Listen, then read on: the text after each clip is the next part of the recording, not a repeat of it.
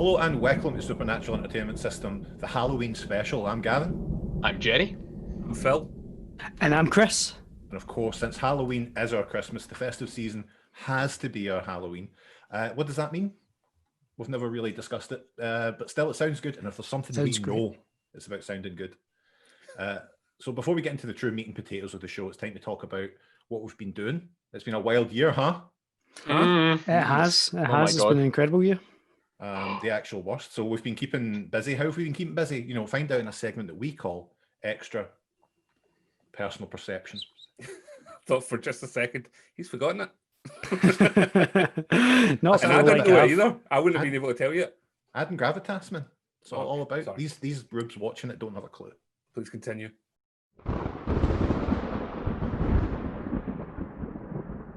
And we're back. So, extra personal perception. Lads, I've done so much this year, I made a list. You ready for the list? Oh yeah, let's go for it. Yeah, let's hear it. In order of importance, got a new Xbox. I fitted wee cameras to the front door and the back door so that I can watch them from my desk in the bunker. I haven't had a professional haircut since March. Got a new job. I mastered how to make the Empire biscuit. I ordered a 2-kilogram bag of jelly sweets from the internet and then ate them in 3 days. I painted my basement. I wore sliders all summer, so I got a tan on my feet with the line in it. I bought a fleece-lined tracksuit for winter, which I'm wearing now. I started talking to myself quite a lot more. Yeah, I think we've all done that, to be honest. That. I think I've got arthritis in my thumb. True gamer, man, that's why. Yeah. Put on a lot of weight.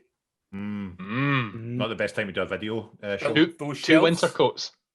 Exactly. I am thick with down. Built those shelves and watched all of Star Trek. Yes. Well, there we go. A very packed and wonderful sounding time. Despite, it just shows that even though some people out there are having a terrible time, it doesn't affect Phil. Oh, it doesn't affect Phil at all. Very, very cozy. Exactly. It's nice not having to go out anymore. You know, the luxury of never having to shave, never having to brush your hair. Yeah, you don't have to go out and wash. Buy the minimum of fucking Christmas tree decorations or anything like that. No Christmas tree decorations, man. Not a one. No, look, nature's done the job for me. It's a beautiful tree. It is beautiful. Why would I add to that? Anything I can do simply takes it away. And it's a living tree. It's potted.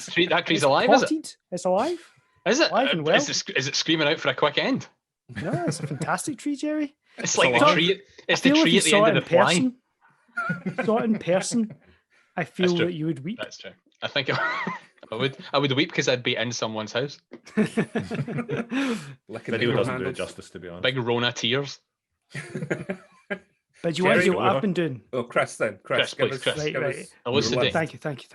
So I've been trying to keep it spooky. I've been trying, because we can't get out there. We can't do all the usual supernatural stuff that we do, swishing about graveyards, visiting catacombs, swishing about graveyards. Yeah. So, I've been trying to keep it small and local and doing little supernatural things that I can in the house. Farm to table ghost. Yeah, just, little home crafts. Like I've been sacrificing shreddies to the Dark Lord. We can't go with big animals, big prey animals, so we just go with shreddies. I had a seance in the garage. Nice. How'd that go? It was not bad. I raised a little ghost. Just a little ghost. Not bad. Not bad. It was all right. Sorry. Just the usual, I, of course, screamed at the moon, but very quietly, so I wouldn't upset the neighbours. Okay. So, just that sort of stuff. And I think it's important to keep the supernatural in your heart, And just because you can't get out there doesn't mean you can't still be spooky. That's really nice, Chris. That's a message for all of us. A lovely sentiment. Thank you. Beautiful. I also got this bitch in white snake t-shirt. Yes, man. I'm going to show you, man, because it's got a lady straddling a white snake. Fuck. That's so on brand. Man, here I go again on my own. It's very good. It's very good wearing that and forgetting that I do video calls like all day, every day with suppliers and shit. Yeah, but they'll be like, white snake, yeah. White snake, yes. Yeah, we can get those pin badges to you, no problem. Do you like Saxon? Why is Chris on the phone to Dutch drug lords? Because that's the supplier. Wouldn't you like to know? Jerry, now I want to give you the full respect you deserve, so please, it's up to you. Well, I feel like I've done nothing compared to these chodes, because Yeah, I feel like the first couple of months, the last time, now I checked the date of the last podcast, which meant I must have said this, that I got a dog. And I spent maybe 4 months sleeping on the floor on an airbed because the dog broke its leg and it was lonely and it wanted to move about at night and it didn't want to break its leg again. So I slept on the floor and then my back got fucked up real bad. Spoiled that Doug. Ruined that Doug. And then the dog got better and then I could sleep in my bed. My back got better. So that's kind of, and that's I was talking about it earlier. That's just been a blur. Like there's been no sleep for a few months, but the past month, bellissimo, feeling good, feeling the best I've done in years actually. Looking That's good. You look fantastic, Jerry. Thank you. I've managed to keep the weight down. I've been on a journey this year. That's a journey to sexiness. It's worked. A journey to thank you. No, a journey to slimness. I've been trying my best and I've been keeping it going because I thought it'll be really ridiculous if I managed to lose the weight in a year where I didn't see anyone and then got big again by the time it's time to go back out and see folk. Well, as you said on WhatsApp and to me privately that you lost it and Phil found it. Yeah, I mean, of course, because that's how I roll.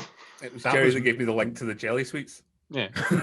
When you look back and there's two very flat footprints on the sand, it's because then that was on your back. But something spooky has happened to me in the past week. All right. On from Chris's supernatural chat. Now, I'm in a flat just now, right? Mm-hmm. And the lady that lived here before us, lived here before, was called Annie. Now, I don't know what happened to Annie other than she died, right? I don't think she was murdered. I think she was a bit old, right? So we bought this flat from the family of a dead lady. God rest her soul. Mm-hmm.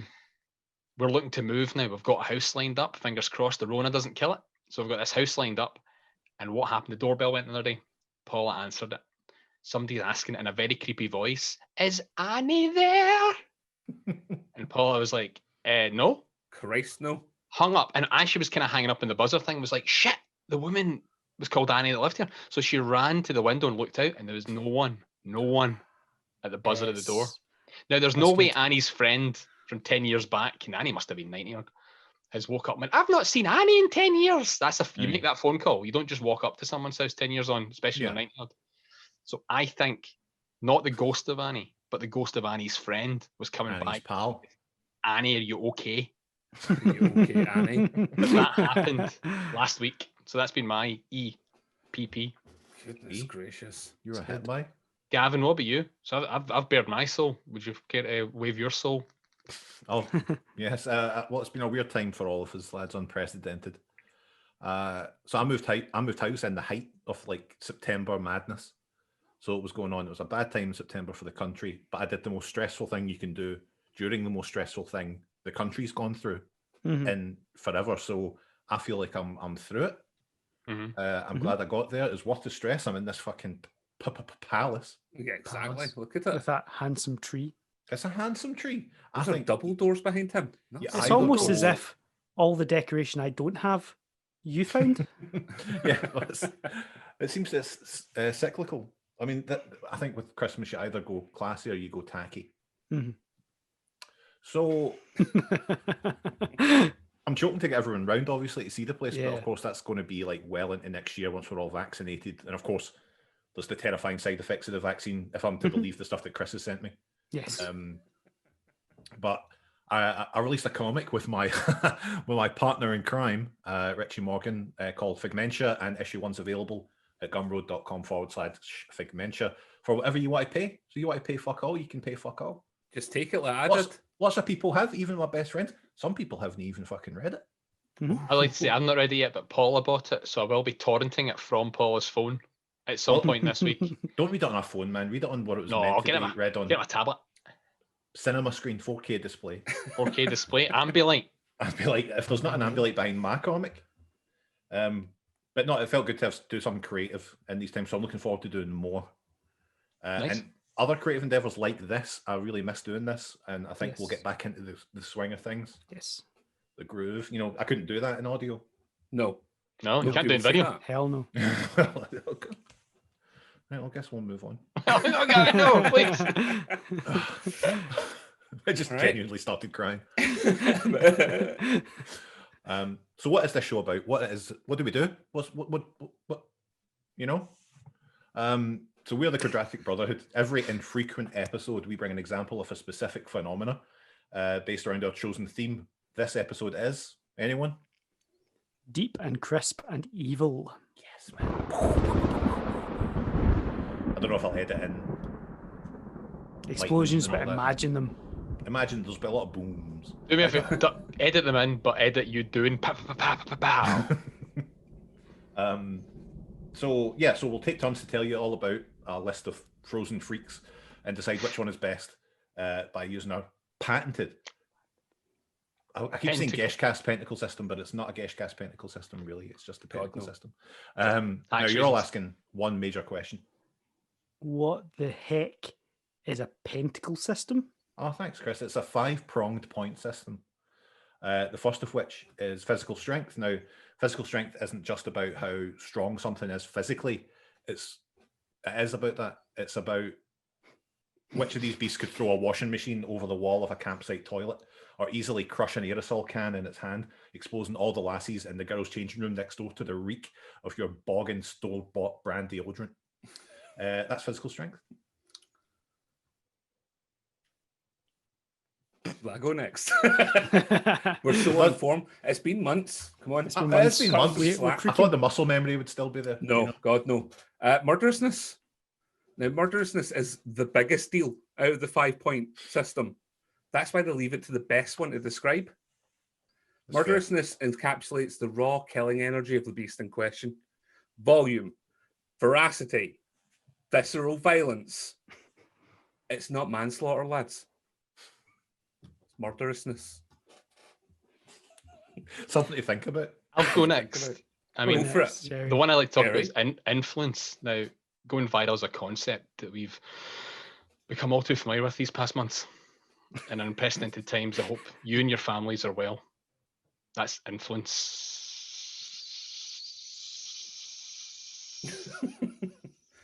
Disgustery. Disgustery is what happens when you stare deep into a sick-filled toilet. That's disgustery. Ladies and gentlemen, it's about how disgusting this beast is. Is it revolting? Does it turn your stomach? Does it want you to fill that toilet with sick? Disgustery. Not bad. There you That's go. good. That's good for off the cuff, Chris. I tell you. Yeah, that good much. for off the cuff. And then, of course, The what? Wild card. the wild card. Oh, That's an extra attribute that we haven't even considered when writing our beasts. Nope. We're going to find out right now by someone picking a number and Chris putting his hand into the black sack, which people can now finally see. brilliant, brilliant! I can't wait to see this. Oh my God. This is Chris's big thing. So, like, obviously he's done something. So, yes. Yes. Who would like Right, to choose the number? Let's do it. Who's choosing a number? Jerry, obviously. Jerry, I would it like has to be Jerry. Obviously, Jerry. I would like to choose number 16. Okay, let me just reach into a black sack here. Yep. Oh no! Damn it. His internet's been like that all day. Oh. He wants to sort that internet out. Oh, He has to plug the black sack into that one USB socket. He needs to get one of the Sounds extenders. disgusting, though. Whatever it is, Boys. do you think it's behind his bald tree? I have absolutely nothing prepared for this. I've forgotten all about it. Let me find the spreadsheet. Don't say that. This is all live. Sudo bash spreadsheet app. Yeah, run that spreadsheet as root, man, for God's sake. I mean, I don't want to edit any of this out. No, God, no. Why would you? Why would I? It's good. It's good. I mean, in audio, this would be a chore, but video. I know. You see us at the same time. Why don't you do something visual to entertain everyone? Have you got like a section on that tree, Gavin? You can kick it into hyperdrive. Kick it into dust. I got. I did get a Christmas card from a friend that says "Bah hum pug," That's very good. It's very good. There we go. and there's a scratchy in it as well. You ever Don't seen Gavin. Oh, Gavin, you've dated this podcast now How? by holding up a Christmas card. now it'll be obvious when this was recorded. That it's a This is Christmas special. time? Boys, Oh, he's back. I have the God. sack. Oh, look, there it is. There it There is. it is. The sack. We only saw a glimpse of it as well, which I think's good. That's like Ridley Scott. Mhm. Oh, That's not that. That's like later Ridley Scott. It's Tony Scott. Right, Jerry, what number does he say? Number 16, Chris. Number 16. Most likely to be in a carry-on film. That's good. okay. Yeah. I think we can work with that. Yeah, I think that's a good one. Does I like anyone it. have any initial thoughts on that compared to the beast without giving anything away? I'm not quite. I wouldn't say quietly confident, but I'm happy with that. I think I've got an angle of Okay. attack if needed. It's always Jerry Reed's fucking angles, man. He's always has got an angles. angle. Always got an angle. You know me, man. Fucking They call me Trig. Pythagoras. Angular. Okay, well, I think before we go into the beasts, it's very important that we find out what's been happening in the world of the paranormal. It's What do time you for mean? news. Oh, So, what has been happening? Eh? I'll start off with my news because it's boring. Okay. all right, okay. Yes, man. Boring news. Yes, boring news. Now, in a rare moment Wow. of, excuse me, silence, please. In a rare moment of clarity, Mossad agent and mind freak Uri Geller has ended his 20-year feud with a child's game. Now, 2 decades ago, Uri sued Nintendo through a California court alleging that the company had stolen his likeness for a character known to Japanese audiences as Young Geller, or to Western audiences as Kadabra. Fair play, the character was called Young Geller, a psychic Pokemon who is never seen without a spoon. Fair. Feels fair. Yeah. That's fair. He's moved on, he's grown. Geller is now apologizing for the lawsuit in which he claimed Nintendo had turned him into an evil, occult Pokemon character and stolen his name and his signature image. Now, have you guys seen a Kadabra before? It's No, not just a yeah. spoon with a face.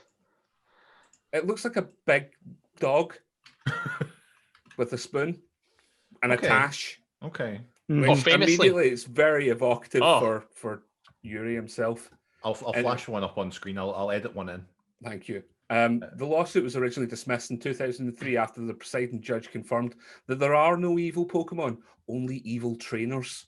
Yes, man. Yeah. Guns This don't didn't kill deter- people. Judge Gary banging the gavel. This didn't deter the misfit mentalist from reportedly filing several other lawsuits globally to try and get around that.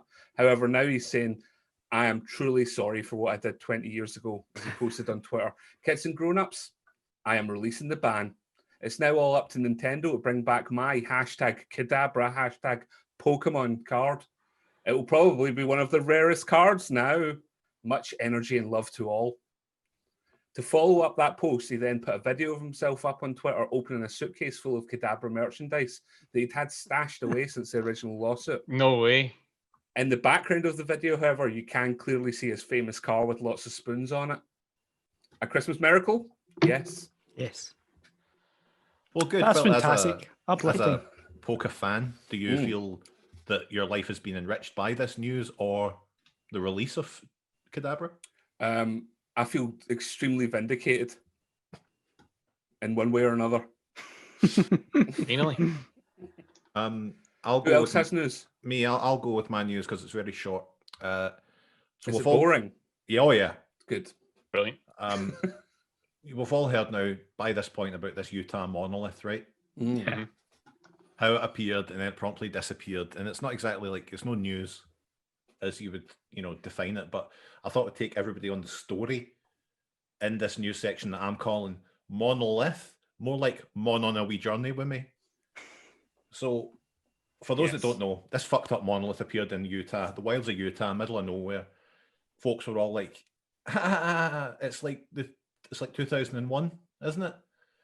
And I was like, aye, it is. And even though it wasn't, it's not. Never seen it. It's not like it. It looks No. fuck all like the monolith from shiny. 2001. It's shiny. Yeah. It's hollow. shiny for one. Aye. And so everyone's like, oh, it's probably just some art installation. There was an artist who had this idea about hiding art in the wilds, and I was like, that's quite cool, I suppose. But then everyone started getting in on the game, so the monolith in Utah disappeared, and then it showed another one, much poorer construction, showed up in Romania, and everyone's like, ah, it moved. And then another one showed up in California with loads of fingerprints still on it because they didn't bother their ass cleaning it. And everyone was like, oh my God. And I'm like, can we not have a fucking thing without it becoming a meme at this point? And I think that might be the fact that I'm approaching 40, but still, fuck me. So, and more importantly, no, fuck this monolith.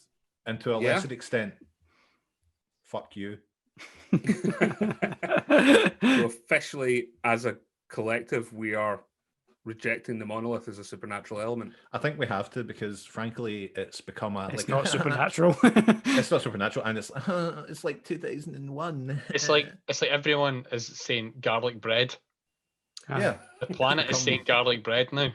Yeah, it's the garlic bread of fucking Cool stuff. The ethereal plane. Yeah, that most recent one, it really looks like you can see the angle grinding marks on it, and it's still kind of hot where they fucking just stuck it out the door. Yeah, I feel like we're ready for the Simpsons, like the angel thing, you know, like the mystery of the angel, and it was to open a mall. Like that's that's the next part of it. Yeah. But yeah, it's like they turned art into something like, look on. It's going to be an advertisement for peanut butter. Honestly. I could actually go some peanut butter. Yeah, tell me more. Exactly. That's the thing. You've been talking about monolith, and now you want peanut butter. It's worked. That's why these guys get paid so much. That's why they get paid the big bucks. The big bucks. Guys like Jerry. Man. They get paid the bigs. Jerry, would you please give us some news? I've got some news for you boys. First, what's better than a castle? Two castles. A haunted castle. Fortress. Oh. Haunted castle. What's better than non-devil worshippers? Devil worshippers. Devil worshippers. Yes. This story has it all. This is a real build it and they will come story. As a rich guy in Mexico has slowly built his home called the Castillo del Diablo over the past few years at the cost of 4 million big ones. The owner seems to be partial to a black t-shirt, and he has specifically built his massive mansion in Mexico because, quote, "you would not dare stop me there." Now, this is a massive dark Disneyland of a castle, a monument to the macabre and the malevolent, a real fiberglass gargoyle piece of shit in the desert. Now, as Tony, the owner, says, "I've got probably over 800 swords and knives that have all been used in some type of combat or death, about 350 beautiful antique mirrors, and around 40 mannequins. And he has only spent a few nights alone there because it's already haunted." Oh, no. Just building something so wild and tasteless has, of course, resulted in instant ghostage. In Tony's own humble words, "The whole of Mexico is becoming famous because of my house. It's a beautiful thing for both of us, I think. And once the Rona is dealt with, you too can travel to Mexico and see this Blackpool Pleasure Beach looking gaff for the princely sum of $10. That is the Castillo del Diablo, and I'd appreciate some castanets dropped in there, Gavin, if you have the time or the inclination." Where did you say this place is? Mexico. Mexico. Listen, just go to Mexico and ask. Because that's why, you know that country you've never heard of? Right. Well, it's on the map now, my friend. It's on the map now. Finally. Castillo del Diablo. Might not be in the maps that I've got, you know. Oh, sorry. I'll buy a next one. It'll be on there. Gavin, do you have news? I just told you my fucking news about Yeah, it's my turn for news. Sorry, Chris. I'm after telling you my Jesus news. Christ. I'm all He's over the hungry. place, man. He needs a He's all over the fucking place. He's fish hungry, supper. man. Exactly. He's got low blood sugar. Listen, you can only be in ketosis for 6 months for so long. Chris hits up with some news. Keratosis. Oh no, we're not going back there. So, apparently around 20 Spanish children ended up growing hair all over their bodies after being administered some hair restoring medicine instead of syrup for their upset stomach. Now, they've essentially become Is this the werewolves. Bash Street Kids? Or is this real? This is real. This is real. The shocker incident was first happened in the summer of 2019, which some of us can remember barely. Almost 24 children reportedly started exhibiting symptoms of werewolf syndrome. They started growing hair excessively all over their bodies after being administered this, what they thought was essentially a syrup for the stomach, a kind of Calpol effort. Basically, there was a mix-up, and they got the wrong stuff. The Spanish newspaper El Español, which is a great name for a Spanish newspaper, last year featured the story of the couple who last April noticed that their daughter had developed a mustache. She had light brown hair, but was only 22 weeks old. This daughter had a black mustache. Before long, the same dark hair started sprouting on her forehead, and they took her for a checkup, but the symptoms just got worse. Weeks later, the little girl's body was covered in the same black hair on her back, from the top to bottom, on her fingers, on her legs, on her face, on her shoulders, everywhere. After visiting again, they eventually discovered that this is what happened. As soon as it was discovered, they traced back the batches and actually found that all these children had become as hairy as fuck. They do anything about it? Shaved them. Shave that Wayne. Shave that Wayne. You want to Well, get that that's it. Wayne? You want to get that Wayne shaved? I thought you were going to say that they all exhibited werewolf syndrome, but they're all right. No. No, I wouldn't do a joke like that. You wouldn't get a joke like that. You wouldn't do a joke. like that. Too classy. Far too classy. Get me to fucking. Well, there you go. That's news. That's everyone That's caught news. up on what a good. When was the last time we did this? April. April. That's everything that's happened in that. That's thing. months. That's That's all, that's your that's all you lot. need to know about. That's That's all you need to months. Let's move on to something else.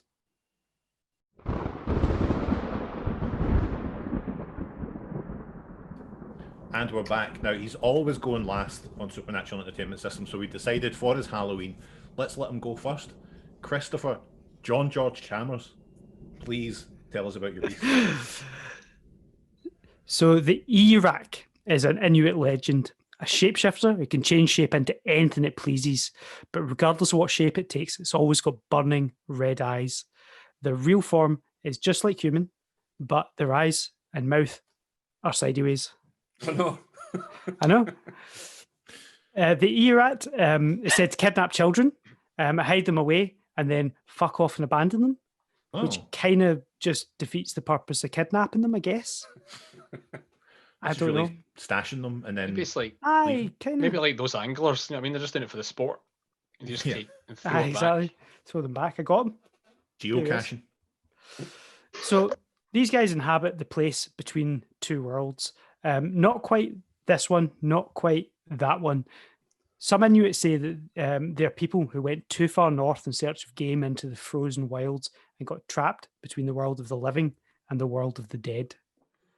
When out and about in the snowy hills of northern Canada, if you're in an area inhabited by one of these demons, you'll start to see them out the corner of your eye just for fleeting seconds, just unable to place them. They're said to make travelers who wander into the domain lost, even if they're like great trackers and they're within visual range of the home, they'll get disorientated and just get completely lost. This beast has quite a body count. Quite a lot of people get lost and die Good. all the time. This motherfucker has a moon named after it. A whole moon. Not the moon. I take it like a different one. Not the moon, a moon. Like One you of just went Sa- to one of one those of, websites and got Saturn's moons. Eamon's named after him. This moon was discovered by a Canadian group, one of Saturn's moons, and an irregular object, and it was chosen as the name of the moon because the moon likes to play hide and seek Oh, because coy. it's in an irregular orbit. cheeky. The founder, Calavar, said he wanted a name that would get astronomers out of the Greco-Roman naming rut. Finally. Good. So there you Thank have God. They a got tale my of a letter. shapeshifter, a moon, a founder of moon, but can it do faces well? I give you the E-Rat. Well, I never. Well, Does anybody have any questions on the ERAs? no, that was a good tale, well told, Chris. And I think Thank you. now that you've done that, I think when we talk about people who have headed north in search of game, I am now in search of a game. Which one of you? He's always working. He's always Can I just say working. that just for a minute as Chris was talking, I was like, shit, I've got a frozen snowy ghost as well. Yeah, we got- Like, genuinely. Yeah, we all do. Aye. Oh We no! all do. Wait a minute, hang on. That's why I was nodding so much. I'm like, Inuit. Yeah, I'm into it. That's fine. So who has a game for us to play right now? I would like to leave my game to be a little later when we've all loosened up a wee bit. Okay. I would like to rest my voice. Jerry. I don't give two shits, so let's go for it. Yes! That's the spirit, man. That's the SNES spirit. That's it. Quadratic Need to Brotherhood's phone back. this in, right? So this is a little film quiz All right. titled "Did this happen in The Snowman?" or "Did this happen in The Snowman?" Two different films. Okay. The same wrong answer. So, after a night of heavy snowfall, a boy named James wakes up and plays in the snow, eventually building a large snowman. Mm-hmm. Anyone? The Snowman. I think that was in this snowman. Philip says the snowman. Chris? That was also the snowman. Gavin? I'm going to say it was the Snowman. You're all wrong. It was the snowman. Oh, nightmare. Shit. This one. Next one. Jonas strikes and sexually assaults Sarah, who threatens to tell Jonas's wife about their illegitimate son. Was that in The Snowman or The Snowman? Gavin. Gavin. I'm going to say it was in the snowman. That's strong, Gavin. I'm going to disagree with Gavin and say it was in the snowman. Bold. Chris? Phil, even? Whatever your name is, I'm going to hedge my bets and say, is it the snowman? I'm going to say both Chris and Phil are correct in this one. Sorry, Gavin. Yes. Trying to remember who I said was good or not. Next question. Katrine is attacked and drugged by a masked figure who severs a finger on her right hand. Was that the snowman or the snowman? That's the snowman. Yeah, I've Have seen you the not seen snowman. that? Yeah, I've seen the snowman, so that's the snowman. That's definitely the snowman. You're all right. You all got a point for that one. Yes. Currently a draw situation with Chris and Phil, just saying. James wakes up to find the snowman has melted, leaving only his hat, scarf, coal eyes, tangerine nose, and coal buttons, and a pile of melted snow. Was that the snowman or the snowman? True. That was the snowman. Snowman. The snowman. Sorry, Chris. You're winning. You're ahead, Chris. And I'm apologising for that for reasons unknown. Sorry, Last Chris, question. you're the best. It's all to play Sorry. for because there are 50 questions here. Last question, all to play for. The victims each visited the clinic of Dr. Velitson, who also oversees Stoop's high-class prostitution ring. Was that the snowman or the snowman? Phil Snowman. looks like he knows it. I I'm know going to that have to one. go. I'm going with Phil. He seems too confident. Try to figure out the allegiances here, right? Yeah. Right. I know that's a trick question because that was the snow dog. That's The not sequel part of to the the prescribed snowman. answers. We're now in a tie-break situation. Thanks, Chris. The snowman is agitated and takes the boy in hand, running through the garden until they take flight. Was that the snowman or the snowman?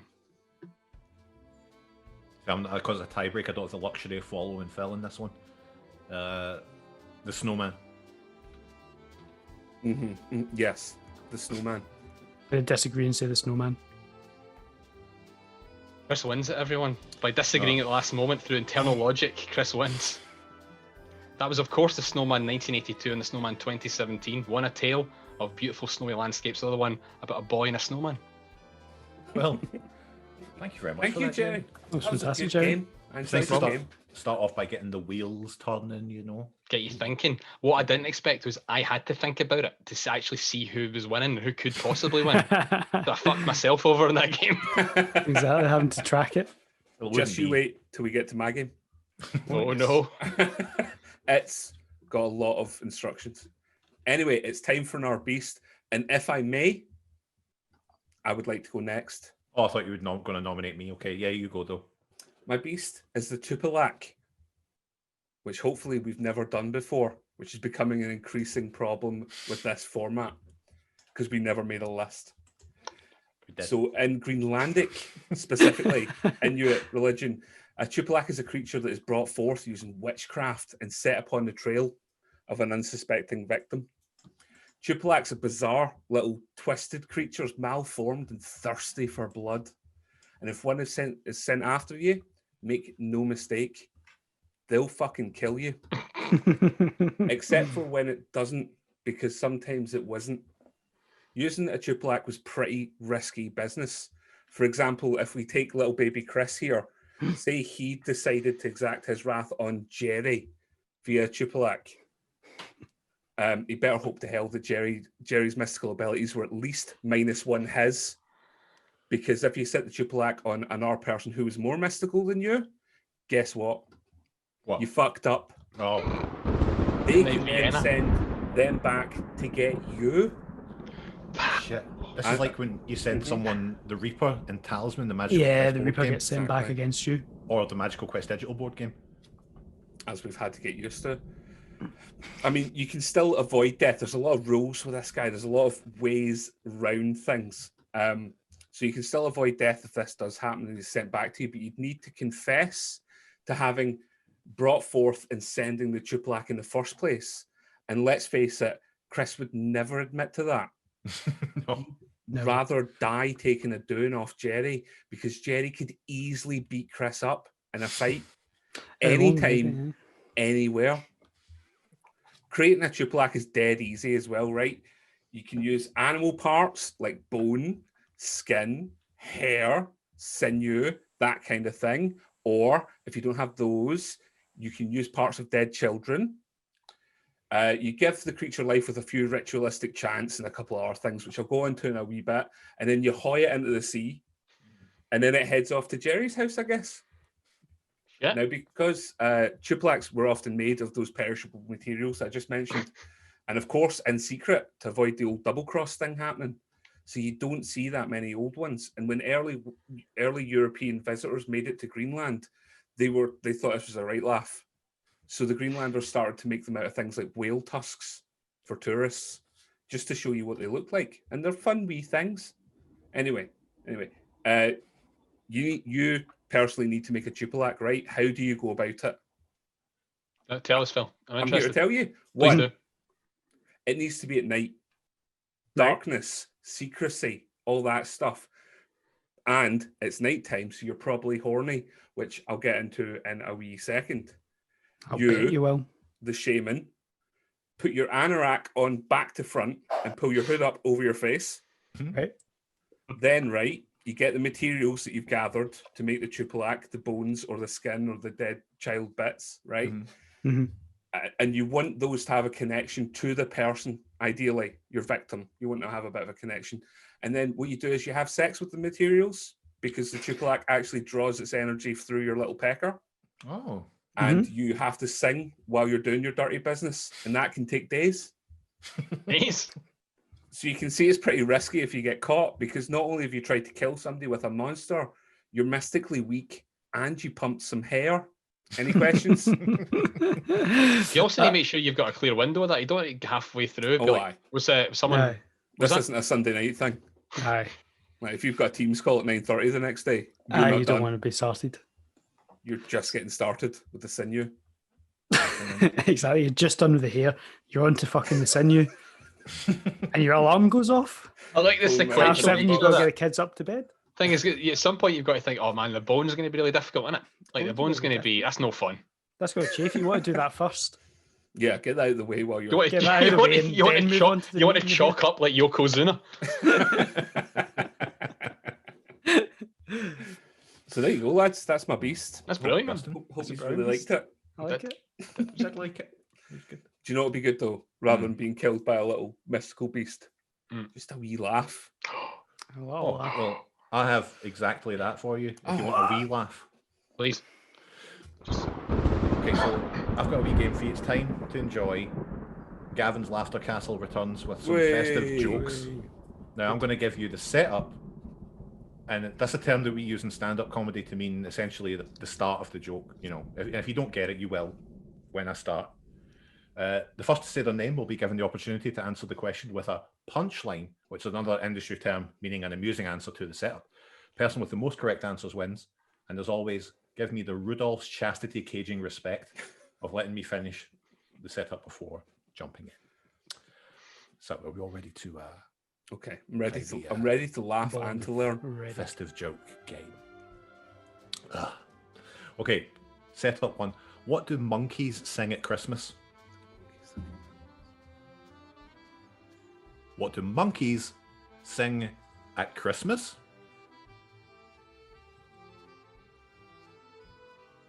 It's a tough one. It's a tough one. It is. I'm struggling. I'll be honest. Monkeys, Christmas. Mm-hmm. Are we allowed to workshop this at all? I mean, if you want to give it a real fucking going over, I definitely pick this one to pieces. I'm thinking of some banana thing. Is there a pun about bananas and carols? I'll give you a clue. Banadvent. I can give you a clue that it's nothing that's to probably do the with best bananas. we've got. Nothing to do. That's all monkeys have got. That's all. That's it. They have That's tails. We've got that in trees. Flinging shit. Does anything rhyme with flinging shit? What's a monkey thing?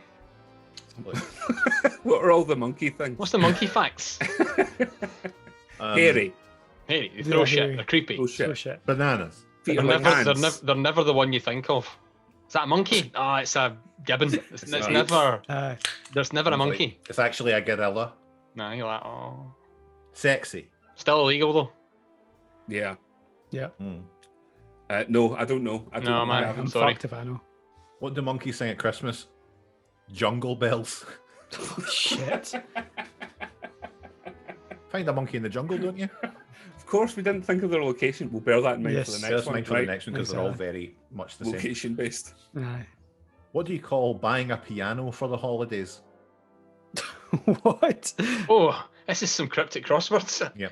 It's a cryptic answer. What do you call buying a piano for the holidays?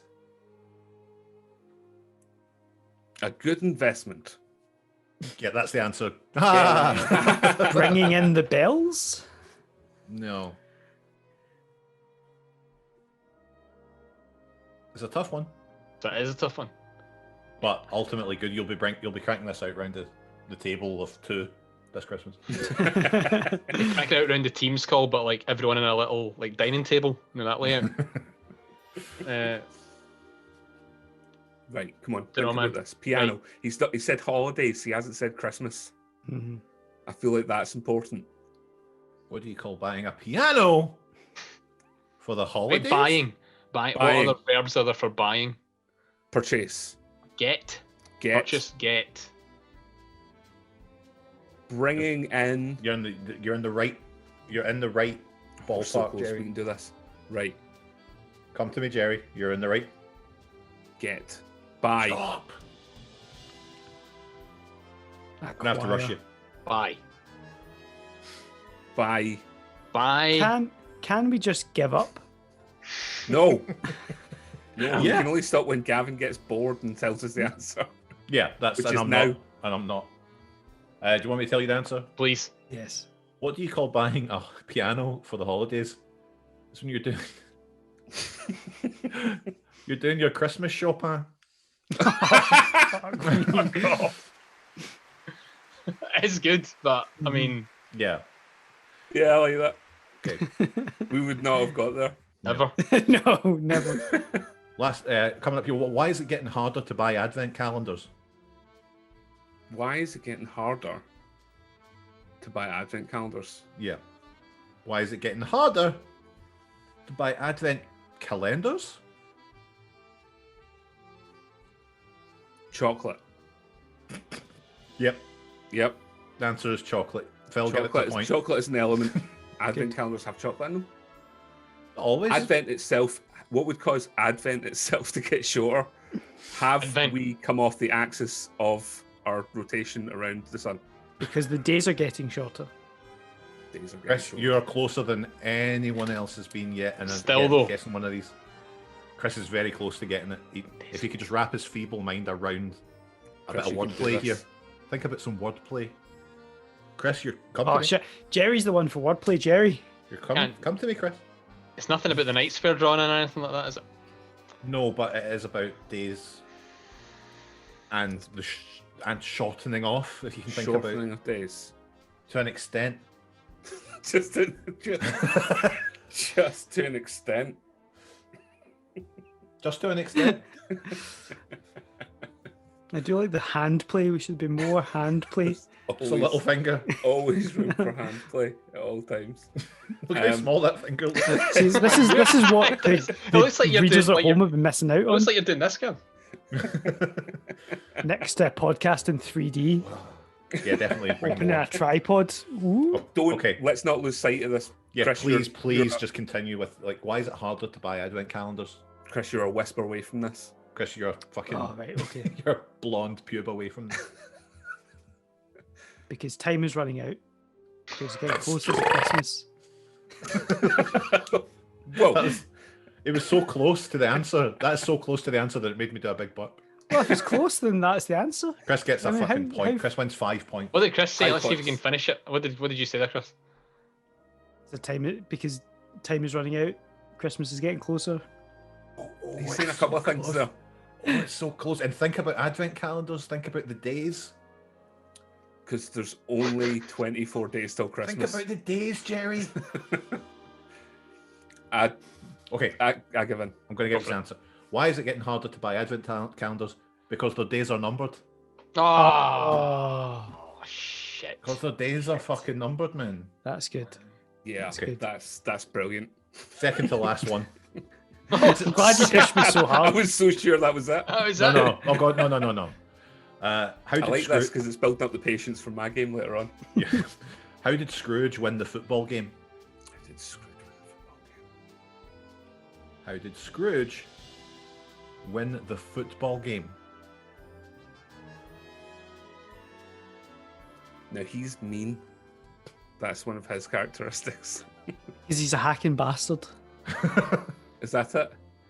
No. Dean, I can give you a clue because I feel like all of these are quite cryptic. Okay. Think about the people that Scrooge interacts with. Now, how did Scrooge win the football game? Jerry, Because everyone stop else fucking me was about. suffering from malnutrition. No. Well, is it the three ghosts? Something to do with the three ghosts? Jerry, stop fucking me about. How did Scrooge win the football game? We won the football game. Oh, is it something about the Ghost of Christmas past? To Passing? him? That is the answer. Oh. It's because he won the football game because the Ghost of Christmas passed. Ah, there we go. There you go. A legitimate point to Jerry. An Yeah. actual point. Wow. Yeah, I think it's What do the you mean? first point I've My ever point's gotten in the book. legitimate. a legitimate point. Your point looks like the postman. Legitimate point. The last one, and it wouldn't be a SNES joke quiz Thank Christ. without there being a repeated one from last year. Oh, fuck. No. So, what do angry mice send each other at Christmas? What do angry mice send to each other at Christmas? Whose ants? Pooh's ants, Like presents but shite. made of shite. No, No? It's got to No. be something with cheesies and Jesus, surely. it's nothing to do with cheese. It should be. It should be, but no. Should be. This is monkeys and bananas. This is monkeys and bananas. So where do what is mice that? live? This is what I'm saying. Like, Holes. Floorboards. now think about Floorboards. the specifics. What do angry mice Angry send each mice. Oh, other? angry mice, you're right. They're upset. So it's something about screaming at each other, squeaking. This is easily the worst this has ever gone in all of it. I don't know how I'm going to edit this. They're, Don't leave let it. them suffer. No. Leave it. I guess if we've got to suffer. It's their fault. The start of this podcast is just always doing that. Now, mice, they're angry. It's Christmas. Christmas cards. I think it would be cards. Okay, Yeah. now I'll give you an even bigger clue. That is the answer, Right. but you need to get a pun in there about angry mice. Cross mouse cards. Cross mouse cards. Cross mouse cards. yeah. Yes. Yes! It's over. It's over. You've done it, boys. I like Yeah, the that's idea of we're so happy at that somehow we can kiss each other through these boxes. And that does mean it's a tie, so I'll have another joke. No, only kidding. That's the end of it. It's a That draw. was good. We all win. The only one who didn't win is Chris. So, Good. time Time for another beast. That's what that means. We've had enough fun for now Enough fun. until next time we need some fun. So who's going to go next, lads? I think I might go next if you don't mind. Can I? Oh no, sorry. Please. Please, Jerry. Come over here, Jerry. That's it. Okay, okay, Pick that listen. up first. Okay, everyone. I want everyone to take a breath. Breathe. Just fucking breathe for once in your unfulfilling lives. And imagine Alaska. The snowy hills, the snowy flats, the snowy in-between bits. It's mostly snow, but as we peer back into the native past before oil drilling rifles and 30 Days of Night, what's that we see as a dark smudge against the landscape? What's this giant lumbering silhouette shambling across the wastes? Why? It's the Wetchigay, a legend to the Athabascan people who called themselves beavers, those cheeky devils. Firstly, the name Wetchigay literally means too strong, ! Which is handy for categories such as strength, which will come up later in this episode. Now, to be a Wetchigay is to have been possessed by one of the spirits of the ancient giant spirit animals. These ancient spirit animals are so ancient and so spirited that very little information is available about them on the internet. But rest assured, they were ancient and they were giant and they were vaguely translucent. Now, that possession I was talking about, what does that mean in practice? Well, becoming a Wetchigay involves a hideous transformation from man into a quasi-spectral bestial form, equally at ease shrieking in the shadows as working in a team accepting work packages as part of a large project. Now, how does one buy a ticket to this mad trip? How do you trade in your humanity? Don't worry, it's as easy as losing your watch. You do it by being a nasty, skanky piece of work and breaking taboos in ancient Alaska. These taboos include having a photo taken with a flash, listening to music made with a stretched string or hide, such as a guitar, or eating meat with fly eggs in it. Now, I know you slags have done at least 2 of those things, and all 3 can happen at a Gles Games. Anyway, you're at the Baskin. It's snowy. You've had a photo taken at an Eric Clapton concert while eating a dubious hot dog, and bam, you're a Wetchigay. So what next? Just be big and scary? You've got to hunt humans. That's what's next. The Wetchigay eats ass, and not in a good way. It's a damned creature whose only means of sustenance is the other white meat, human flesh. The Wetchigay likes to hang out at the aforementioned snowy wastes, hiding behind drifts, big bits of ice, and experimental government research stations. He'll throw his voice, pretending to be your friends to lead you off the path, dragging you towards his horrible distended jaws like Sylvester pretending to Tweety that his face is an elevator going down. And all the Athabascan people ever find is a bloody streak when he's done. So finally, to recap, he's old, he's called, he's no fi Cumbernauld, Wetchigay, Wetchigay. Ladies and gentlemen, I give you the Wetchigay. Thank you, Jerry. Thank you. Does anyone have any questions for Jerry? No, I think that was a good story, well told. Fabulous. Excellent. Fabulous. Thank you. Well, I don't know about you guys. What I could do with is an interminable long game. Well, What I could do with is going into the labyrinth and losing that little thread off my jumper. Whose games remain? I haven't done mine yet. Chris, have you I done have yet yours? to do mine. How do you feel? Shall I take mine? Yeah, By all means, I think Let's do mine. we'll continue to hype mine up because that'll really help. Yes, let's yeah, hype Phil's it. does sound like it's going to take a while. So Yeah, that'll be good. That'll be good. So, for mine, I'm going to give it. It's a multiple choice quiz. So I'm going to give you some sort of Christmas setup. I'm going to tell you something that somebody did, and you need. I'm going to then give you a list of 4 famous virgins, and you've got to tell me which of the famous virgins did the thing or said the thing around about Christmas. Okay, so this quiz is titled "The Ghost of Christmas Yet to Come." There you go. that's There very we go. good. Like that is There very we go. good. Do we Exactly. just leave it there? That Yeah, we just that's leave it that. there. We can Just just cut. so my straight beast away. is Right. So the first question: who wrote a Christmas poem with these words? Ladies dear, if fairies may for a moment lay aside cunning tricks and elfish play, 'tis a happy Christmas tide. Was it Lewis Carroll, Nikola Tesla, Queen Elizabeth I, or Hans Christian Andersen? this isn't fair because that's a literary thing, and Jerry went to a posh school. He did it's go a to How is law that school. fair? It's not fair at all. But then life is stacked against us and for him. That's true. That's true. That is privilege. So true. this is simply a reflection of society. I'm going to say A. Lewis Carroll. Lewis Carroll. Jerry? I was going to say A as well. Doesn't have Lewis Carroll's Charles Dodgson as his real name was, his internal rhyming structure, but I think it's a Lewis Carroll type thing. I have to go with Jerry because Jerry went to a posh school. He went to posh school. It was a wise choice. It was Lewis Carroll. The sad virgin that he was. That is kind of like trickle down economics. See, it does work. Like Jerry's got the knowledge. You're all getting some. Listen to And it Rising trickles all Tide. down to you. Yeah. Thank you, Jerry. Okay. No problem. Right. Next question. Which of these frigid bitches released a line of Christmas cards? Was it Nikola Tesla, Mother Teresa, Andy Warhol, or J. Edgar Hoover? I'm going to say Andy Warhol. C. Jerry? I'm going to say Mother Teresa. It was Andy Warhol. Well done. I think I might be on a secret trail that's happening in the answer structure here. So carry on, Okay. just to see if I'm correct. Don't tell them that though. He'll change all the questions on the fly.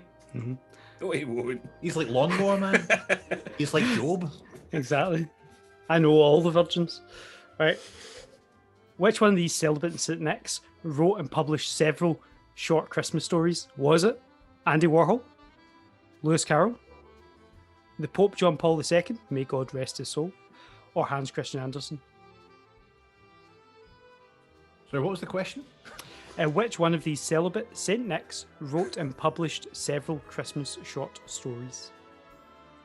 Give us the answers again one more time.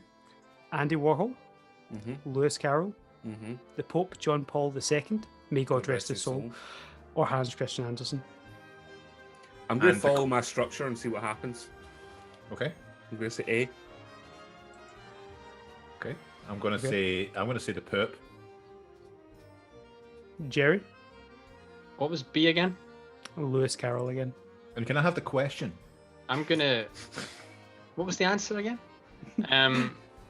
Hans Christian Andersen wrote a lot of stories, but I think he wrote Christmas ones. I'm going to say Lewis Carroll again. You're all wrong, boys. It was Hans Christian Andersen in this case. Question 4. Which of these chaste chappies was born on Christmas Day? Was it friend of the show Andrew John Blue, Lewis Carroll, Isaac Newton, or Joan of Arc? Joan of Arc. Jerry?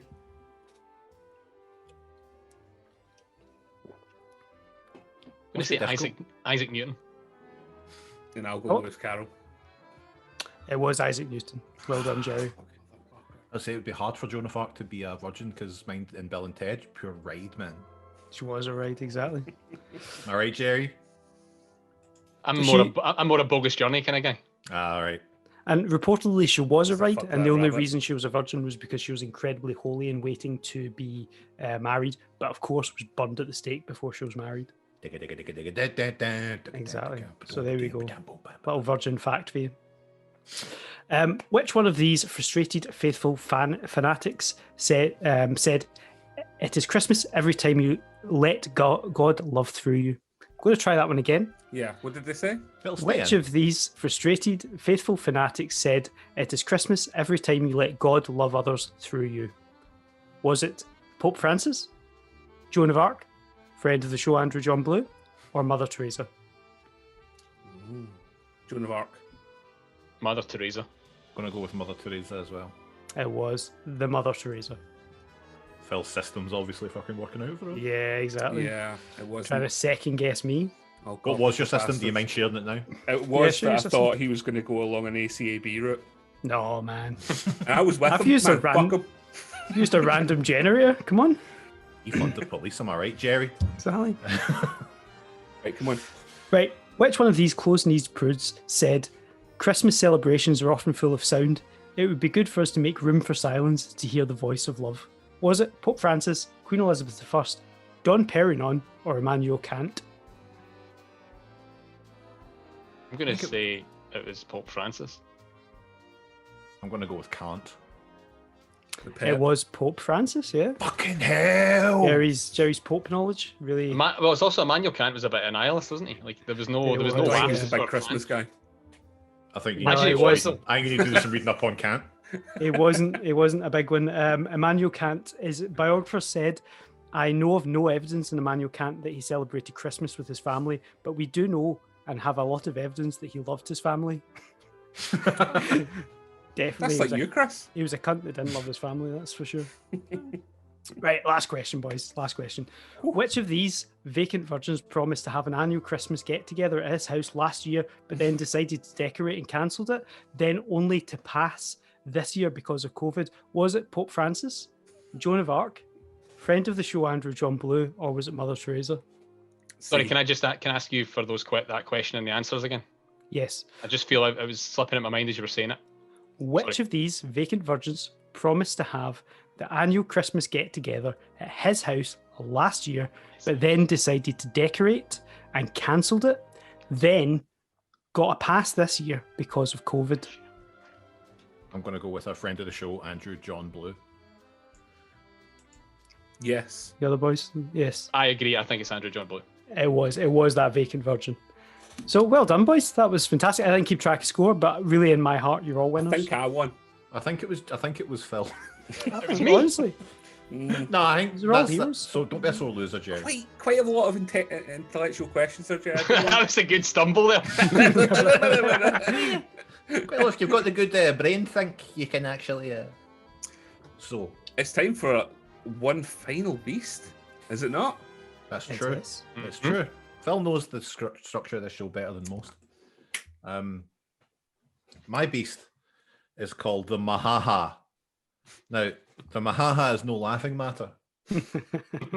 Actually, that's not true because this particular beast is also known as the Tickler. Ooh. This grinning ghoul stalks the snow-capped Arctic tundra and has been a long-standing part of Inuit folklore for generations. Everyone's like, oh my God, I've got an Inuit thing too. The Mahaha is a long-haired, lithe, sinewy, powerful creature like Chris before the kids. The creature's body is covered by naught but a small loincloth to protect its icy blue skin and nutsack. The Mahaha's fingers are exceptionally long, almost 1 DeVito in length. These long fingers are tipped with razor-sharp talons, like Jerry used to have, but for some reason doesn't have anymore. Weird. Taking advantage of those who shirk their responsibilities, the Mahaha likes to set traps for those who split off from groups of hard-working hunters for a wee skive. Once trapped in either a pit or sometimes a magical trap, the Mahaha is so excited at the prospect of the victim meeting their grim demise that it starts to giggle uncontrollably. So when you hear the haunting hee-haws of this laughing Nusus Naturi, it can mean only one thing. You're about to be tickled to death. Imagine that. Oof. Actually, I might redo that, but I might stumble over that. That's right. The razor-sharp digits of this demented dickhead will gleefully rip you to shreds, all the while its ready touch, producing in the victim a ghoulish peal of laughter. Victims are often found ragged and tattered bloody messes with contorted smiling faces, chilling evidence of who did the deed. The myth has changed slightly over the years. Initially, the Mahaha would take the time and they'd take the place of their victim. It would take their clothes, it'd bundle up and conceal their appearance, concealing their lanky frame, and it would follow the groups back to their village and it would cause all sorts of mayhem. But in recent decades, the Mahaha is tired of the world closing itself off and living in its own pathetic bubble, like Phil. So how do we get these cunts? Where do they come from? Well, it's said that those who in life shirk their responsibilities and cause others harm or death in the process will return after their own death as a Mahaha, hell-bent on causing more destruction. And it's a punishment from the gods that's meant to keep everybody in check. So with laziness and irresponsible attitudes having consequences that extend beyond the grave. Something to think about. The Mahaha can be defeated if you're able to outsmart it. One legend tells of a young Inuit who found himself in the claws of the Mahaha and in a moment of inspiration asked for one last drink from a nearby river. The Mahaha was so confident in victory, it gave him this last sup. The young man sat at the icy bank, taking his time, savouring what little life he had. Or did he? As the Mahaha approached to see what was happening, the young Inuit whirled around, using his momentum to spin the Mahaha into the icy water and carried it away in the strong current. Ooh, a nice move. Nice move. Later reports state that the Mahaha was pulled out of the river by a tribe several miles downriver and was indeed made to shout, "Rangers forever." So that's the Mahaha, an icy abomination with fingers to rock you. And even though he's blue, he'll be tickled pink to win this episode. Good work. Does anyone have any questions for Gavin on the Mahaha? I thought a Mahaha, anti-Mahaha technique would just keep your elbows in. Yeah, just like, gaff me. Yeah. Gaff me. He'll get those tootsies, Sherry. Where they tickle you and you do that thing where you laugh so much you start coughing and the person goes, oh, sorry. Too much. Oh, no, sorry. Do a lot of people tickle you, Gav? He's got asthma, stop it. Well, that's our beasts, ladies and gentlemen. Look at them before you. Lined up in this beautiful image that Gavin's going to create of them all galloping in a paddock together and then show now. It's time for us to deliberate. It's time. It's as simple as that. There's nothing you can do about it. No. They can't stop it. Hell, there's nothing you'd want to do about it, probably. So that's it. That's all the beasts. They're all there lined up in the paddock, ready to go. Their hooves inflamed and sore. You know? It's all that salt and grit on the ground. The dog's barking. All that damned grit. So we're going to fuck off and deliberate and see who won each of the categories. And then when we come back, we'll let you know all about it, all right? Bye. Bye.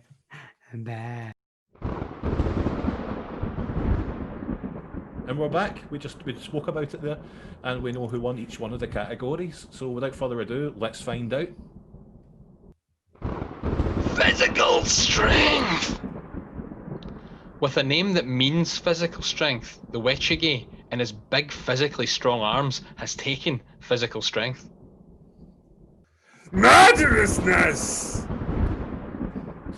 The Tupelac will kill for you, but before it will, you need to kill or at least find / dig up the body of a person / creature they loved.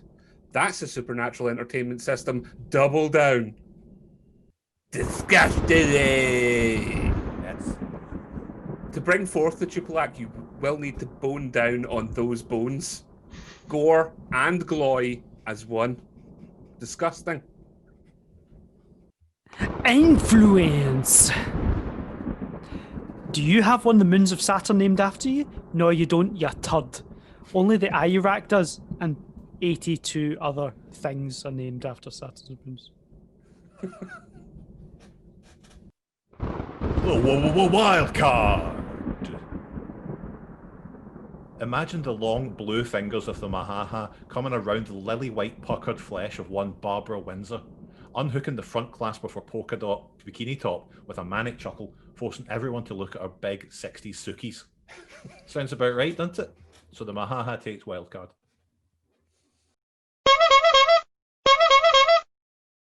So we have our winner. Who can believe it? It's Christmas time, but it's also time to do the thing that we do when we pick a winner. So lads, join me if you will. What is real? The Tupelac is real. Yeah, see, that's the problem is we didn't confirm the name before we did the that. name of it. Yeah, Yeah. we fucked that one. So what's it called? That was good. It's the Tupelac. The Tupelac. That's Okay. Yeah. straightforward. Tupelac. Yeah. Okay. Tupelac. Tupelac Shakur.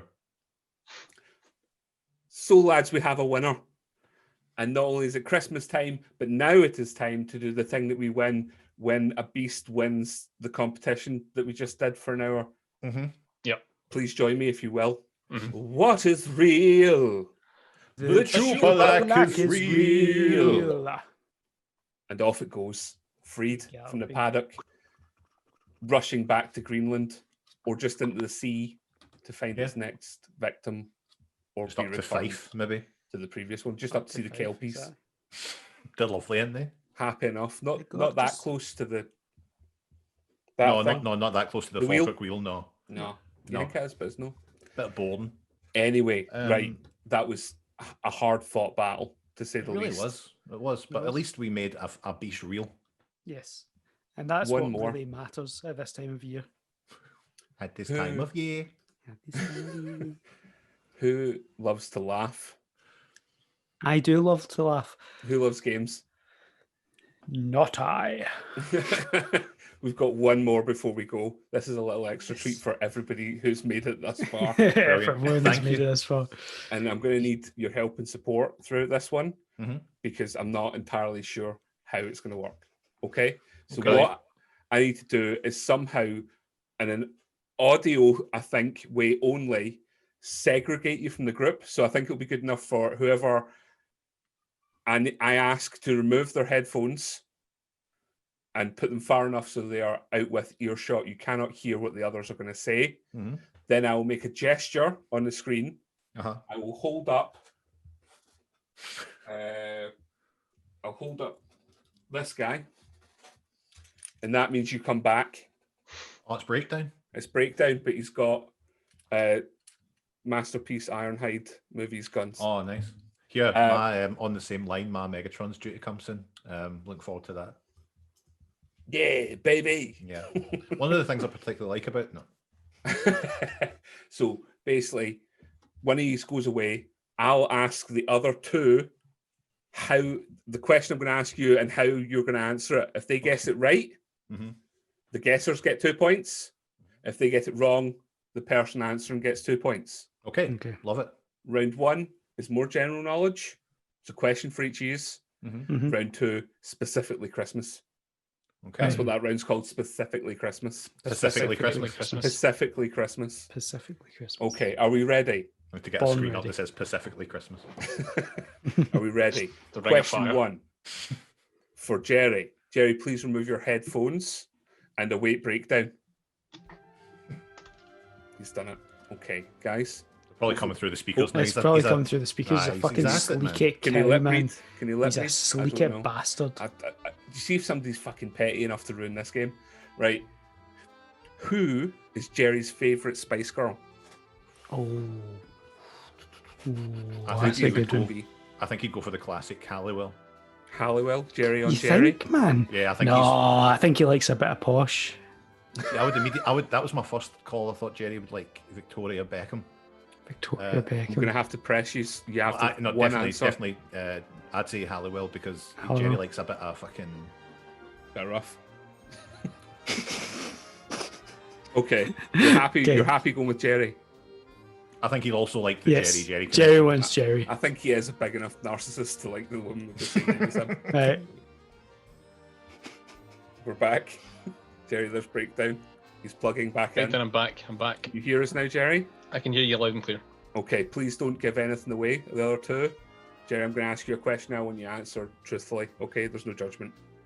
Who is your favorite Spice Girl? I'm going to ask for a clarification here. Yep. This cunt, man. Back in the day, or like looking back now? I didn't give them the same option, but I would say back in the day. I think that's how you guys Back in kind the of day. took it as. Would you agree with that? I would say I was thinking classic. Or do you like to Spice change Girls. your answer? We can send Jerry away. I was thinking classic Spice Girls at the time. Okay, Yeah, perfect. classic Spice Girls. Okay, my answer Mm-hmm. is Baby Spice. Jerry Didn't see gets it 2 coming. points. 2 points to Jerry. Didn't see it coming. Nope. You're wrong, Okay. Jerry. Jerry's on 2. The other boys are on 0. Can I ask? I mean, I don't know if I can ask this, Phil, without ruining the rest of the quiz for other people. Mm-hmm. And ask what you thought. What was the communal answer? They went for Jerry Halliwell. They said you were a narcissist and you'd be attracted to a woman with the same name as you. She was pretty close, I have to say. I did like that a lot. Yeah, Yeah. Gavin, if you wouldn't mind, please removing your audio devices and awaiting breakdown. Thank you. Thank you. Okay. Right, lads, just the three of us. That's Sorry.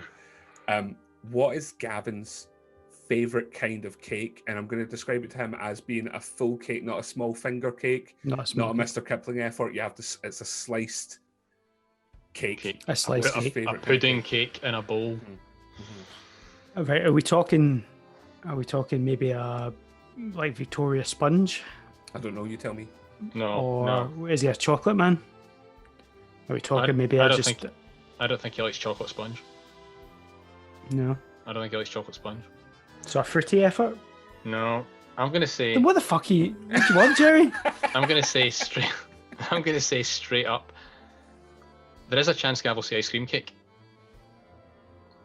Would I accept that? Oh no, hang on. Yeah, would you accept any ice cream based cake? I'm going to draw a picture of what the minimum is going to be for this cake, as I imagine it. Hopefully, Gavin, can you cover your eyes? Gavin, cover your eyes. It's fine. He's going to see it anyway. Like, can you see that? No, No. No. it has to be one of. Oh God, one of like that kind of. No. You know, you're going to Yes. take a segment of it. It's not. Right. What about a boring straight up Swiss roll? I feel like Gavin's got a soft spot for a Swiss roll. It may have a soft spot for the Swiss roll. But then what about your like sticky toffee puddings? That's a cake I'm of not sorts. accepting No, that. that's not happening. I've told Okay. you I'm not accepting it. It has to be sliced. It has to Yeah. be like It has to be a pizza slice round. looking bit of cake. Okay. Well, that's not a Swiss roll then. No, I'm not accepting that No. either. So Right. I'm going to go for probably a chocolate fudge cake. Are we going to say Chocolate chocolate fudge fudge cake? I think you're just guessing. I think you're looking. I'm guessing, yeah. Do you No, have but a better answer? there's no logic there. I think you're just looking at all the cups and pick the gold one. Gav wants chocolate. He likes chocolate. What about straight up birthday cake? I'm going to press you for Do you an have answer logic there? now. He loves his birthday. Loves Right. Okay. weddings, Let's go. Let's everything. go with chocolate fudge. Let's go with chocolate fudge. I mean, Chocolate chocolate fudge and Alabama are the same cake, right? Yes. Okay, so we're going chocolate Yes. fudge / Alabama fudge cake type thing. Yes. Gavin, if you wouldn't mind, breakdown. Breakdown. Here he comes. He's like, I can't hear you. What was that? Romping back. Here he comes. He's spotted breakdown now. Here he Coming comes back back. into the studio. You're on mute. I'll tell you more. Can I just do one thing at a time? I'm just letting you know for the sake of everyone out there. Gavin, there's some. I've learned, I've iterated upon the approach slightly based on the last round, so I've got an image I'm going to show you. To accommodate Jerry. Gavin, what is your favourite kind of cake? And now I've had to limit it slightly because there was only 5 Spice Girls and there's a million cakes. Yeah. I'm looking for something that would appear, it's a traditional that kind cake of shape.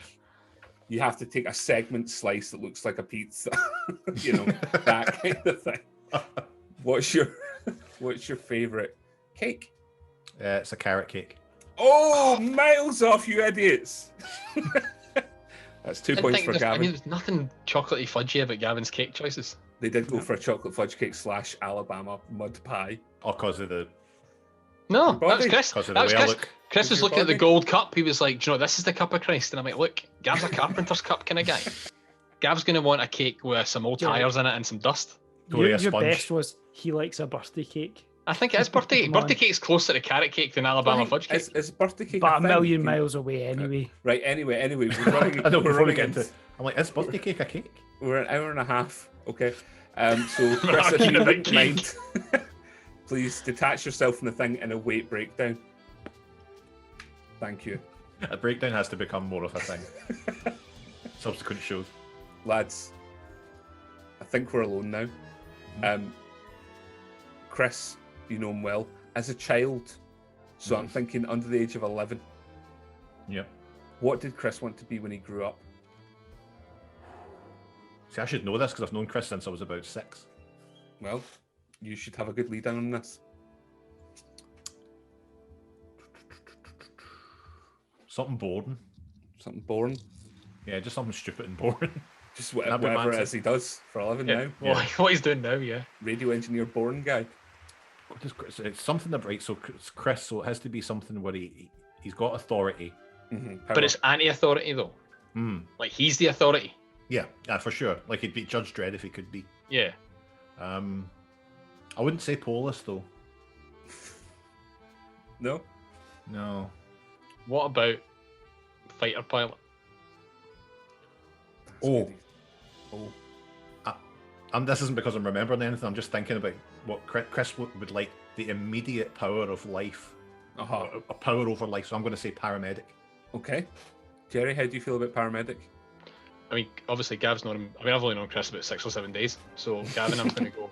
This is only based on the fact I think Chris would like the idea of just having, like, you need a tracheotomy. You got to give him a tracheotomy right now. And Chris, like, no. No. Okay, I'm gonna show him breakdown now and bring him back into the room. Just imagine he's just not looking. He's gone. He's away. He just slowly faded over the course of that. It just disappeared. Chris, if you would, and be honest, and this is talking about you, aged 11 down the way. Okay. As a child, what did you want to be when you grew up? An ambulance driver. Oh! They've got you, bud. Gavin knows you like Andrew Blue Gavin knows knew people. me He's got you before I was sussed. 11. That is. I don't believe you ever told me that, but I thought...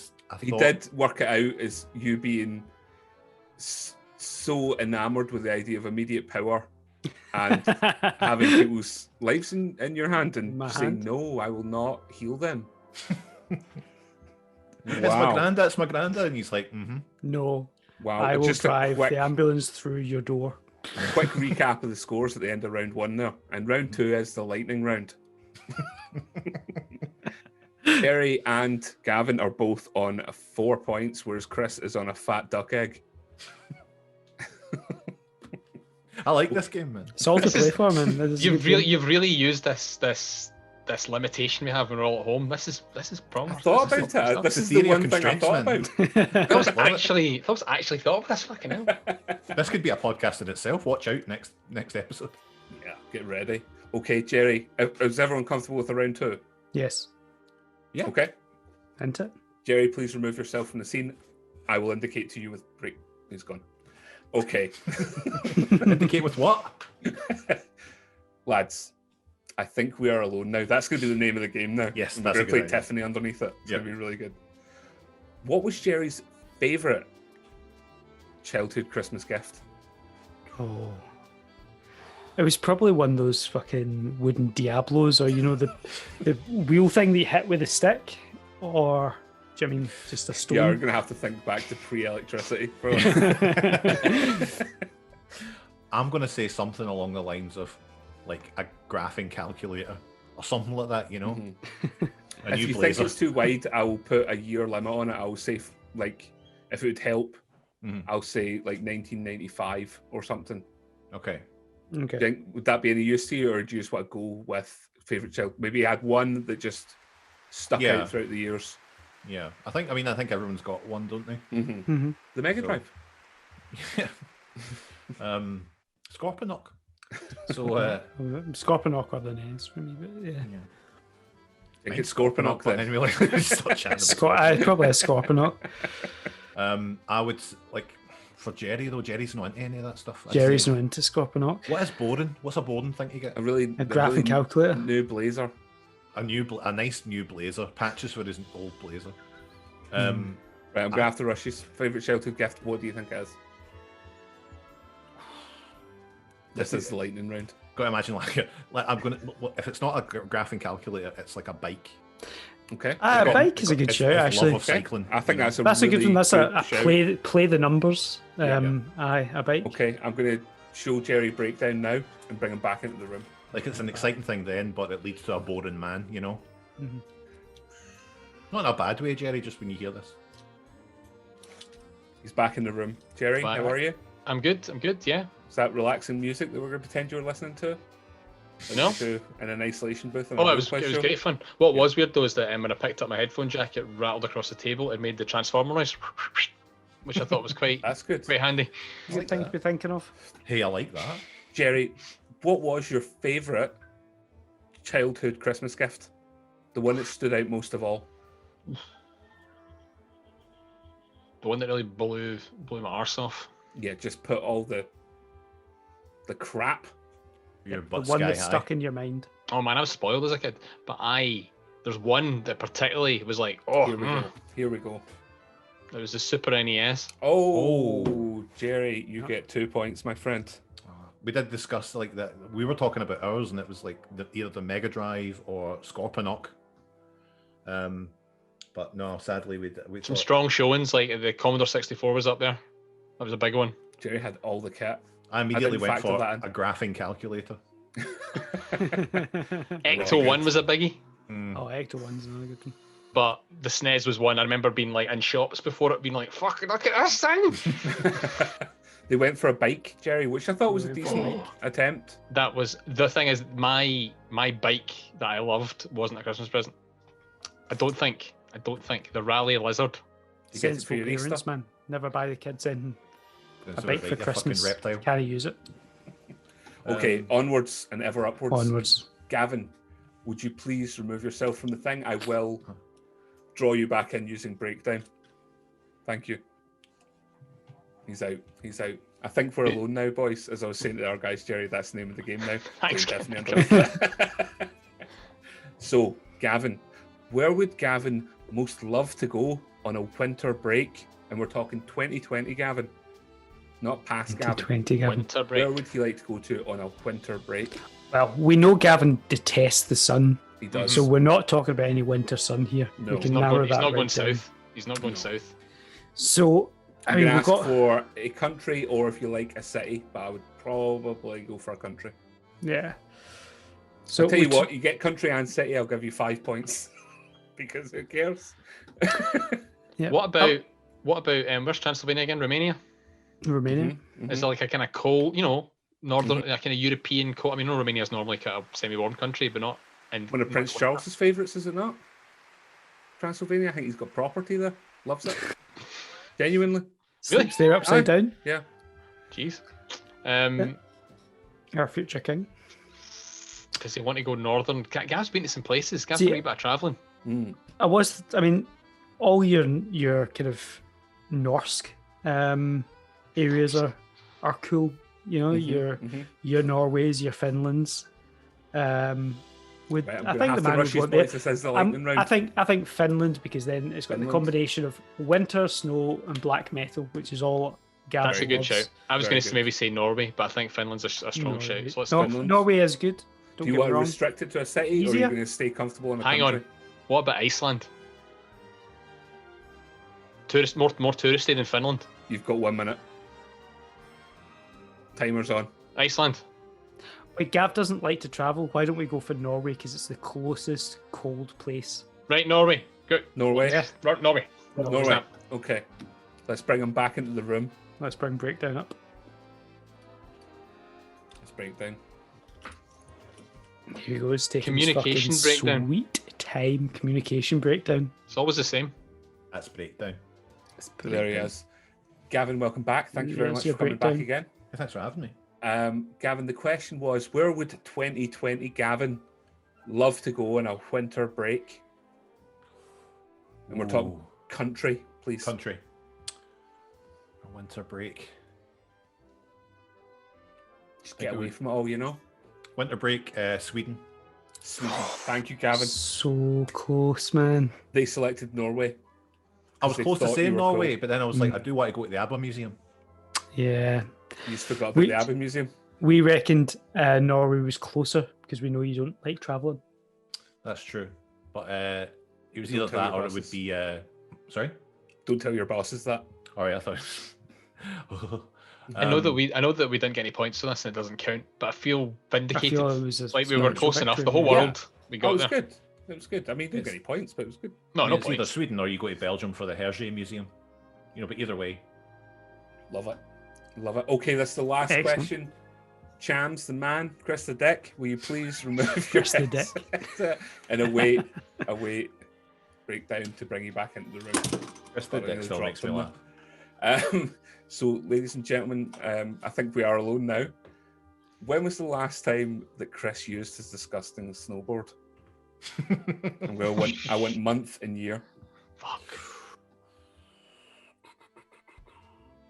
and then we'll get him to show everybody Yeah, because I think it's behind him. Yeah. it is there and it's disgusting. I don't think he's used it in the past 10 years. Right. Do you think, Gavin?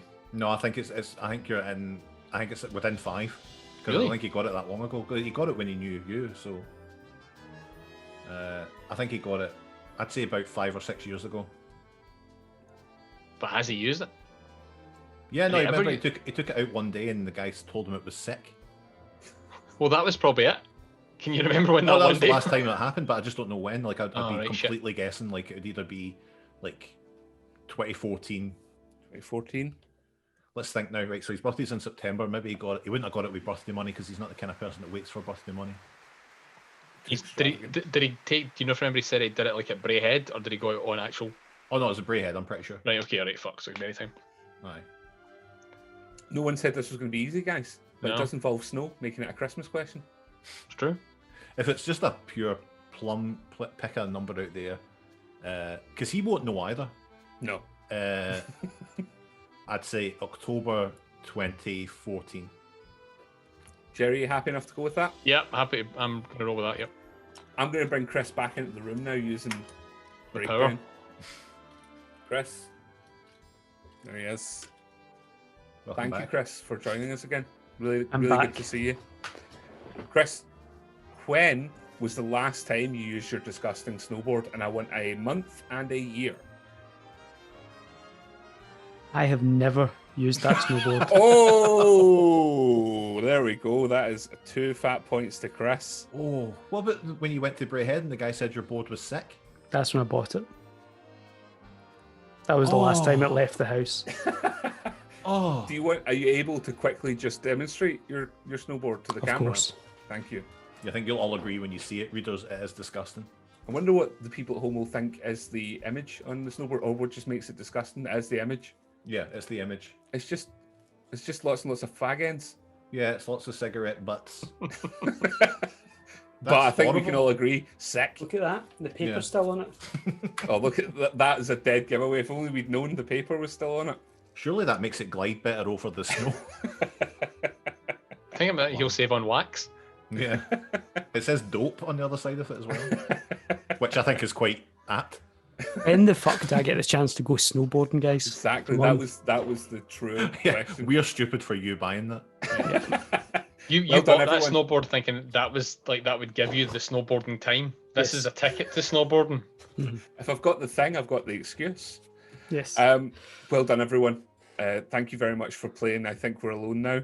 Well done, Phil. Final Well done, scores. Phil, yeah, enjoyed We that. do have a tie-break situation. That doesn't happen often. So Gav and Jerry are both on 6 points. Chris is on a big fat 2 points. How do we get round this? There's only one way to do that. And that is for you to tell me, and the closest wins without going over, well, I Google something appropriate. Okay. I mean, we won't vamp while you do this, obviously. We'll Yeah, just kind of please. sit here in Just sit in silence. absolute Stay in silence. I would be quite happy to just hand the victory to Jerry as a gift. It's Christmas. Oh, that means I can't accept it. How about this?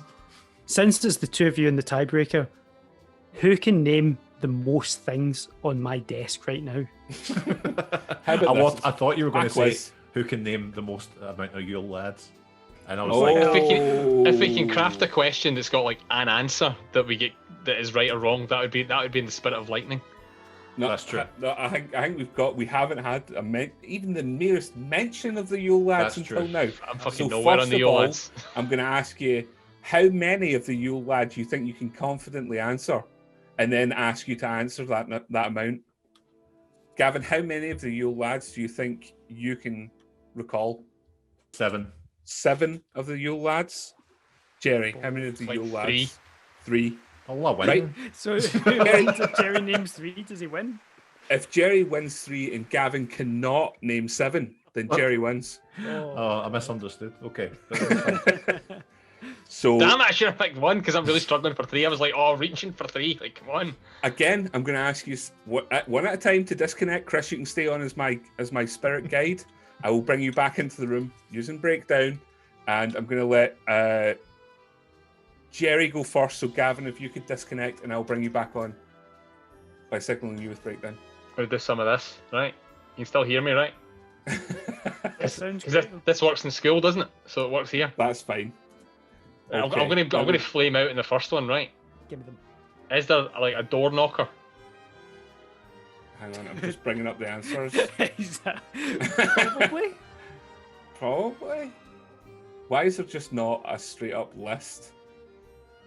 Right. I'm not going to ask you for them in the original text. But I will tell you this. No, there is not a door Last me, knocker. I'm flamed out now. I'm done. You're fucked. I thought I went with the Well, dodgy one first. I will say though, I think just for laughs, I think Let's say you've got 60 seconds to name your 3. right. Let me just bring up a wee timer to make this even more convoluted. Mhm. Because I think this is going well. Is it like the soup stealer? Nope. I flamed out here. No, done. Moved on. He's fucked it. Okay, Yes. okay. Let's not tell Gavin. Let's just bring So, him back. and see You got a what we can total do. of none there. So this is just going to bring Gavin back in. I like how you've got a game here where both can lose. Breakdown. Yeah. Oh no, I'm making a tiebreaker for the tiebreaker. Did Jerry name 3? Gavin, I nailed it. Well Um, done. Jerry did as he did, which we will share with you. Gavin, you said you could name 7 Yep. of That was a the stupid Yule thing lads. to do. 7 out of 12. That was Please, stupid. please give us 7 Yule lads. Okay. There's the Gully Gawk, Boo. Boom. Sausage Swiper, Yes. Boo. Yep. Doorway Sniffer, Yep. the Door Slammer, Yep. Mhm. Stubby, Yep. the Meat Hooker, Mhm. the Skyer Gobbler, Oh, he's done it. He's only Yep. gone and done it. He managed to only get gone and done 7, it. ladies and gentlemen. There were, of course, the Sheepcoat Clod, the Gully Gawk, Stubby, Spoon Licker, Pot Scraper, aka Pot Licker, Bowl Licker, Door Slammer, Skier Gobbler, Sausage Swiper, Window Peeper, Door Sniffer, Meat Hook, and Candle Beggar. Candle beggar, of course.